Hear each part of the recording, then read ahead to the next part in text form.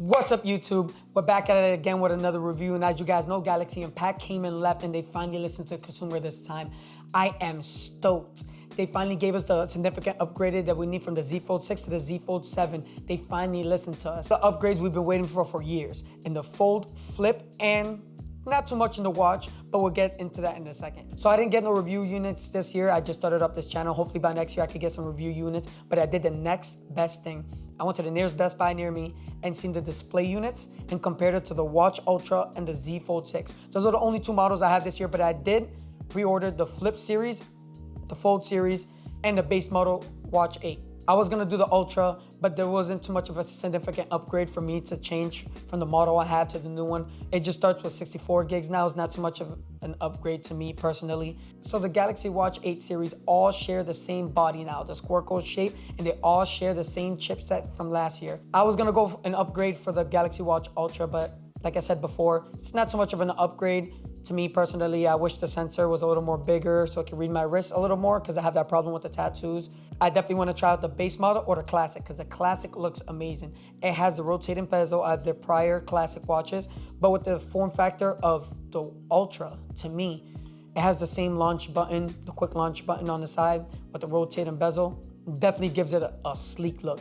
The base model to me actually surprised me because it has the cleanest, most modern look out of the lineup. You got the Watch Ultra, it's definitely rugged. You got the classic, got more of a classier look, more of a classic watch form factor, especially with the rotating bezel. But the base model, it looks a little futuristic to me. It looks dope. It's just silver and black, sleek, light. I definitely want to main that one. I didn't main it last year just because I had a problem with the base model. The battery wasn't that good. The chip wasn't always that great. It lagged, but with the display model I seen this year, it's actually snappy, quick. It was light in the hand. I definitely want to buy that one. Also coming to the Galaxy Watch 8 series lineup is their all new AI running and sleep tracking coach.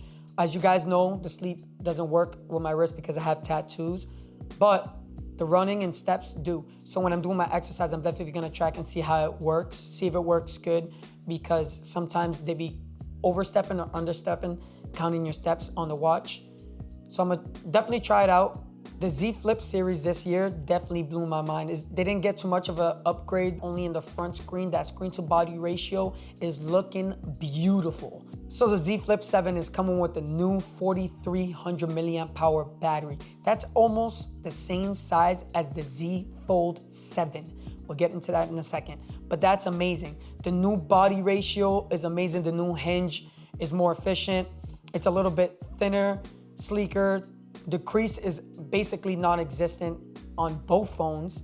I don't know how it's gonna hold up until I get it in my hand. I'm waiting just like you guys until the 25th. I have both of them in my hand. But for the little bit of time that I have, I definitely closed it, opened it, seen how it is, how light it is, the form factor, everything is looking amazing, especially with the new Exynos chip. They said it's gonna be a little more efficient from the last Snapdragon chip that the Z Flip 6 had. As we know, we had problems with the Exynos chips prior. Hopefully this time around, the chip is actually good. So that's most of the upgrades you're getting for the Z Flip 7. It's not too much, definitely more refined, clean, sleeker, upgraded screen in the front, a little more wider in the body, better battery. I don't know if the Exynos chip is gonna be really efficient because we know prior before the Exynos chip wasn't that greatest. But until I get my unit in and I get to review it a little more into depth, then I'll let you guys know how it is. But for its bigger brother, the Z Fold 7, there's where you see more of a significant upgrade. It's coming with a thinner body, 8.9 millimeter close, 8 inches open. Now this thing is incredibly thin. I have the 6, I brought it over there to compare it side by side in the display. And when I tell you this thing is thin, it is thin. The way they made it thin is they took out the digitizer layer out of the inner display. So you can no longer use the S Pen. I mean, not a lot of people use the S Pen. I have an S Pen for my Z Fold 6. I started using it a little more recently now because I'm doing tech reviews. But besides that, throughout the year, it wasn't really a thing for me. I had it there. Not a lot of people use it, especially with the Galaxy S25 Ultra. That's why they took out the Bluetooth out of the S Pen, so you can't do gestures, change your songs. I had the S22 and I didn't use my S Pen at all. I'm digging it for the time that I had in my hand there, reviewing it in Best Buy. It's definitely thinner, better. Hinge hopefully is better because the last one I had broke and it damaged the inside of my screen. I did not drop it, guys. I did not drop it, but That was a problem. Hopefully the hinge is more refined. It has the same battery. That's a downer as well with the S Pen thing. They could have went silicone carbon like every other foldable brand is doing it. They could bring it to a 5,000 like every other foldable, or 5,600. That was a little downer, but for the form factor, hey, it's thin. It's gonna be better in the hand.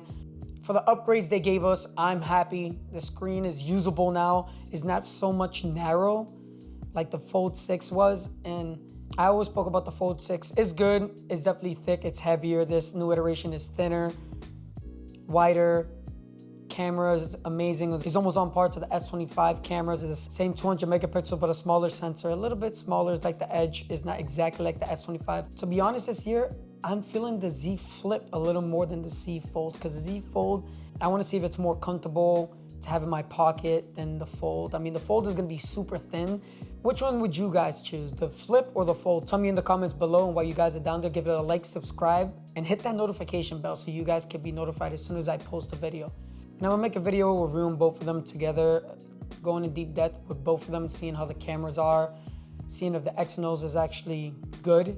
But this is my first look and review of them, just hands-on display. Obviously, I don't got review units. But yeah, tell me in the comments below, what do you think about the Z Flip or the Z Fold, or which one you getting, or if the colors is good or not. This is Jose Correa, JC Tech Buzz, with another one for you. See you till next time, guys.